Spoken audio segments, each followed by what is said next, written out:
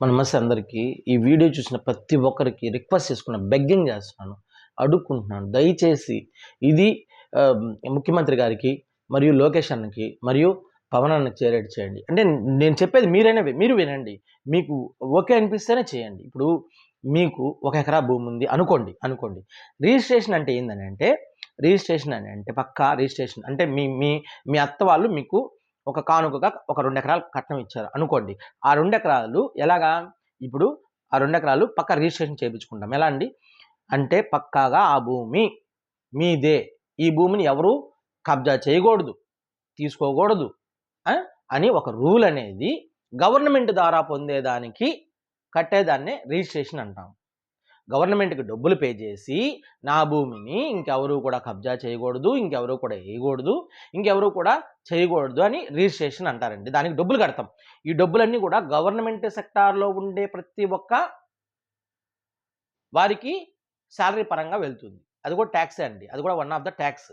అది మనము కాన్స్టిట్యూషన్ అంటాం. మన ఇండియా కాన్స్టిట్యూషన్, ఏం కాదంటలేదు. వాళ్ళందరి కోసం ఇట్లా కష్టపడి మనము కూలీ నాలి పెట్టుకొని నేనేం కోటీశ్వరుని కాదండి. నేను ఒక చిన్న ప్రైవేట్ టీచర్ని. నాకు వెనక ముందు ఎవ్వరు లేరండి. నాకు ఎవ్వరు లేరు. మా నాన్న ఆస్తి కూడా నాకేం లేదండి. నేను ఆశించలేదు. కానీ నాకు మా మామ ఒక 2 ఎకరాలు, మా అత్తమ్మ గారు 2 ఎకరాలు ఇస్తే దానిని వాళ్ళ అన్న కొడుకు వాళ్ళకుండే 42 ఎకరాలని మరియు నా 2 ఎకరాలని కబ్జా చేసి అమ్మేస్తే ఎట్లా యాక్సెప్ట్ చేస్తారు?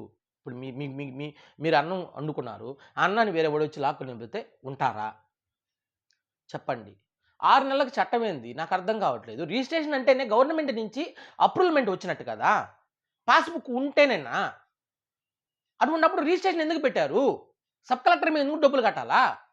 రిజిస్ట్రేషన్ కాగితాలకు ఎందుకు డబ్బులు తీసుకుంటున్నారు మా దగ్గర నుంచి? మా జీవితాలతో ఎందుకు ఆడుకుంటున్నారు? ఆ చట్టమే ఎత్తేయచ్చు కదా. ఎవడైనా ఎప్పుడైనా ఏమైనా అమ్ముకోవచ్చని ఆ చట్టం, కొత్త చట్టం తీసుకురావచ్చు కదా. చెప్పండి సార్, చెప్పండి. మీరు చెప్పండి. మీకు తగిన న్యాయం చెప్పండి. ఇప్పుడు మీ భూమిని మీరు రిజిస్ట్రేషన్ చేసుకోలేదు, నేను కబ్జా చేశాను, అప్పుడు బాధపడచ్చు. రిజిస్ట్రేషన్ చేసుకున్న భూమినే దొంగ రిజిస్ట్రేషన్ చేసి ఎంఆర్ఓ విఆర్ఓ వాళ్ళని పట్టుకొని పాస్బుక్లు పుట్టిస్తుంటే మీరు ఎట్లా యాక్సెప్ట్ చేస్తారు? ఇప్పుడు ఆల్రెడీ ఎంతమంది సస్తున్నారు పెద్దిరెడ్డి రామచంద్రారెడ్డి భూములు లాక్కుంటే. వాళ్ళకి ఎట్ట న్యాయం చేస్తారు? అప్పుడు మీరేం చేయాలా? ప్రతి ఒక్క రిజిస్టర్ ఏంది, రాష్ట్రంలో ఉండే ప్రతి ఒక్క రిజిస్ట్రేషన్ చేసినటువంటి ప్రతి ఒక్క సబ్ రిజిస్టర్ ఫ్రాడ్ చేసినట్టే. చేయని వాడంటూ లేడు. ఉంటే రమ్మని చెప్పండి. వాడు మగోడైతే మనిషి ఉంటే రమ్మని చెప్పండి ఎదురుకి. ప్రతి ఒక్కడు ఫ్రాడ్ చేసినోడే. వాళ్ళందరికీ పనిష్మెంట్ అయ్యింది. ఇక్కడ ఎన్ని కోట్లు స్కామ్ జరిగిందో ఈ అన్ని కోట్లని డివైడెడ్ బై చేసి వాళ్ళు చేసే జాబ్స్ ఎంతమంది చేస్తున్నారో వాళ్ళకి పంచండి. వాళ్ళే కట్టాలా, వాళ్ళే ఇవ్వాలా, ప్రజలకు న్యాయం చేయాలా. నిజం సార్, మీరు ఆలోచించండి. నేను చెప్పింది తప్పైతే మీరు ఏ పనిష్మెంట్ ఇచ్చినా నేను తీసుకుంటాను.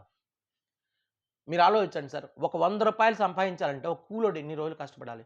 ఒక 400 రూపాయలకి ఒక టీచర్ ఎన్ని కష్టాలు పడాలి? ఒక 500 రూపాయలు సంపాదించాలంటే ఉదయాన 8:30కి వెళ్ళి సాయంకాలం 7 వరకు నిలబడుకొని టీచర్స్ సస్తున్నారు సార్. ప్రైవేట్ టీచర్స్ కళ్ళల్లో నీళ్లు పడుతున్నాయి. అంత కష్టపడి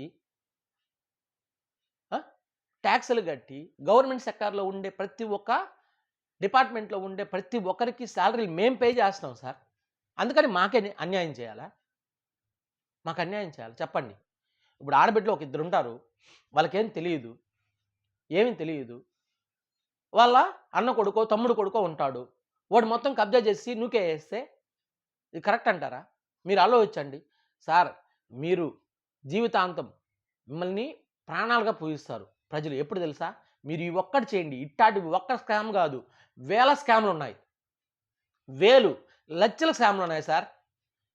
ఆ ఒక్కటి చేయండి. ప్రజల్లో మీరు దేవుళ్ళ కన్నా గొప్పలు అయిపోతారు. దేవుళ్ళు పనికిరాదు సార్. దేవుళ్ళకి టెంకాయలు కొడుతున్నారు కదా వెంకటేశ్వర స్వామికి, వీళ్ళందరికీ వాళ్ళు పనికిరారు. మీరు ఆ ప్లేస్లో మీరు వెళ్తారు. నిజం సార్. మీకు చీమ కుట్టినా కూడా ప్రజలు ఒప్పుకోరు. ఇప్పటికే మీరు చేసిన మంచికి వాళ్ళు మిమ్మల్ని ఇక్కడ పెట్టుకున్నారు.